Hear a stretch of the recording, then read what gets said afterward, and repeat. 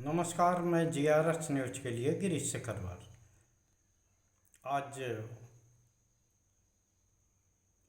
अमेरिकी राष्ट्रपति ने रूस और भारत की एक कंपनी के खिलाफ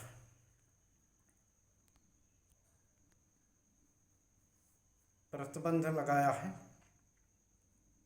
और ये प्रतिबंध सभी नाटो देशों को भी लागू करना होगा।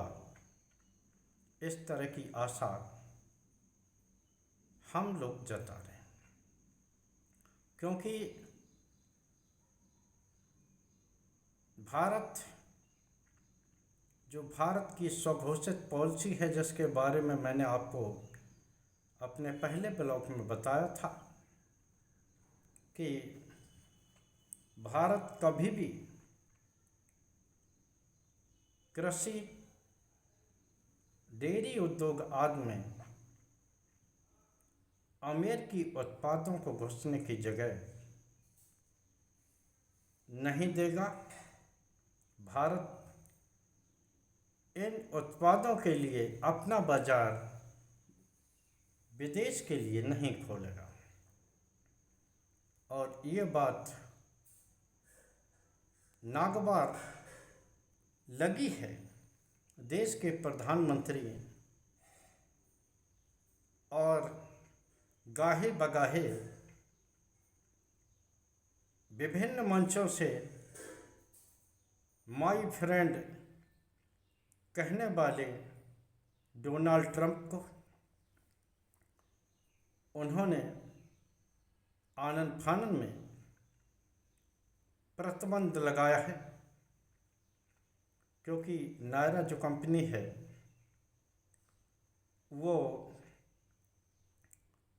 रशिया से तेल खरीद के भारत में रिफाइन करके वो यूरोपीय देशों में बेचती है।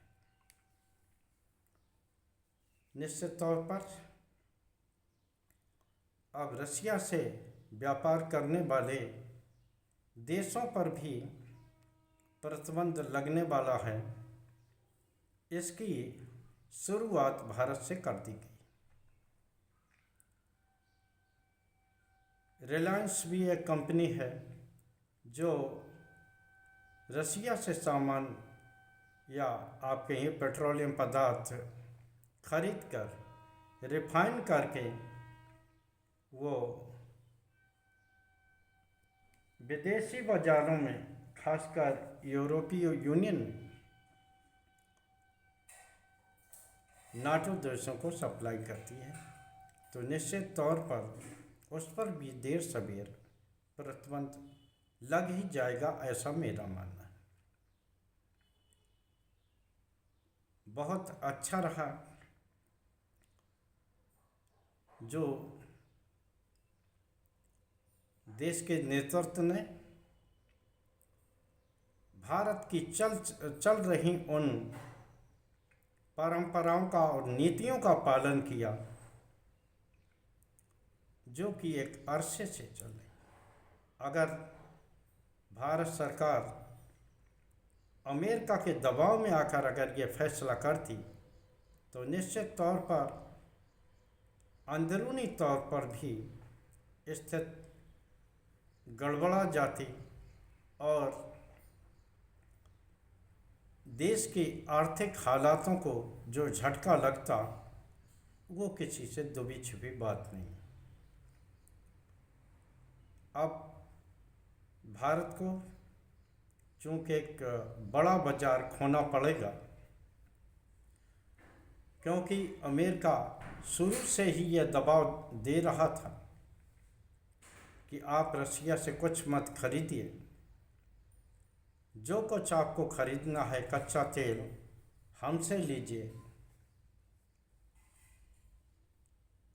हथियार हमसे खरीदिए और अन्य उत्पादों को भी हमारे ऊपर निर्भर रखिए। निश्चित तौर पर भारत को अब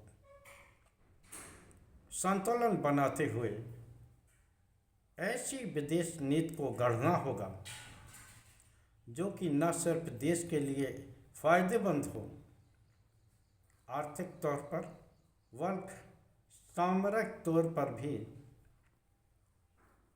देश को दूर दृष्टि से फायदा पहुंचाने वाली हो। ऑपरेशन सिंदूर के दौरान जिस प्रकार भारत अपनी विदेश नीति में फेल रहा, उसके लिए उसके नेतृत्व की आलोचना की ही जानी चाहिए।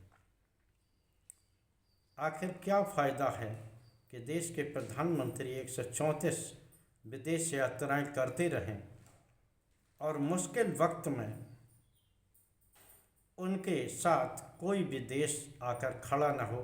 यहाँ तक कि वो रसिया जो सदा से भारत का सहयोगी रहा है और भारत के साथ चाहे वह हथियार का मामला हो, युद्ध का मामला हो, कंधे से कंधा मिला के खड़ा होता रहा है, वो भी मात्र इसलिए भारत के पक्ष में खड़ा नहीं दिखाई दिया क्योंकि भारत अमेरिका की तरह, अमेरिका के साथ जिस तरह की गलवहियाँ कर रहा था और रसिया पर लगाए हुए प्रतिबंध के खिलाफ भी जिस तरह से भारत ने वोटिंग नहीं की और मतदान से विरत रहा, उसका भी दुख एवं क्षोभ रसिया को रहा होगा।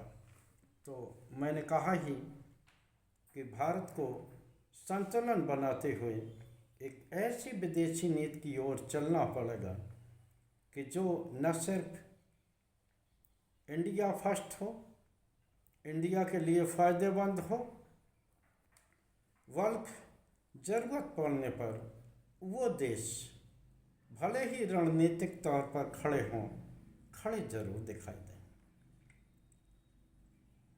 अब भारत की भी मजबूरी हो गई है कि वो चाइना के साथ अपने संबंधों को प्रगाढ़ करें। चाइना के साथ संबंध बनाते समय हमें ये नहीं भूलना होगा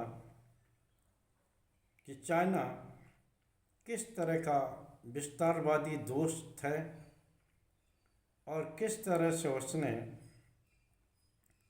ऑपरेशन सिंदूर के दौरान हथियारों से, टेक्निक से हमारे दुश्मन देश की मदद की थी। इसका उल्लेख हमारे उप सेनाध्यक्ष ने भी एक प्रेस वार्ता में किया था कि वो ऑपरेशन सिंदूर के दौरान पाकिस्तान से तो सीधे तौर पर लड़ ही रहे थे, बल्कि चाइना भी अपरोक्ष रूप से पाकिस्तान के साथ खड़ा था। वो उन्हें हथियारों से मदद कर रहा था, टेक्निक से मदद कर रहा था। टर्की का भी जिक्र उन्होंने कहा, जिस प्रकार उन्होंने साजो सामान और ड्रोन आदि देकर पाकिस्तान की मदद की। तो एक तरह से 2-3 फ्रंटों पर भारत अपनी लड़ाई लड़ रहा था। निश्चित तौर पर हमारे नए देशों से संबंध स्थापित करते हुए ये जरूर ध्यान रखना होगा कि कौन से संबंध देश के लिए फ़ायदेमंद हैं, देश की जनता के लिए फ़ायदेमंद हैं। अमेरिका एक ऐसा व्यापारी सहयोगी है जो सिर्फ अपने बारे में सोचता है, अपने हितों के बारे में सोचता है और किस प्रकार वो मुसीबत के वक्त अपने दोस्तों को बीच युद्ध में धकेल कर निकल जाता है। ये आपने न सिर्फ अफ़गानिस्तान में देखा होगा और यूक्रेन में तो आप देख ही रहे हैं कि केवल अमेरिका के साथ, नाटो देशों के साथ जाने के कारण ही यूक्रेन लगातार तबाह होता जा रहा है और अमेरिका सिर्फ व्यर्थ के गाल बजाकर युद्ध रुकवाने आदि के दावे करता रहता है। लिहाजा भारत को भी अब सचेत रहना होगा।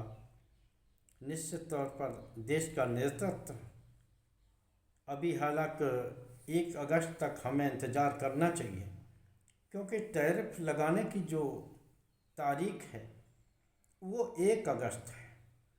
1 अगस्त तक क्या हमारा देश का नेतृत्व किसी मुद्दे पर झुक कर या बीच का रास्ता निकालकर अमेरिका से कोई डील करता है क्या?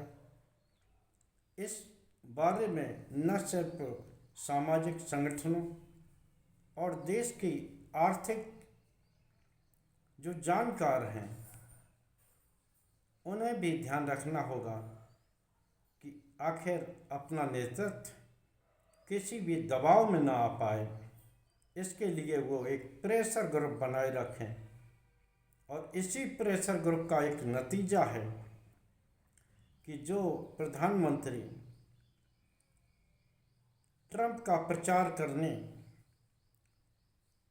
अमेरिका तक चले गए,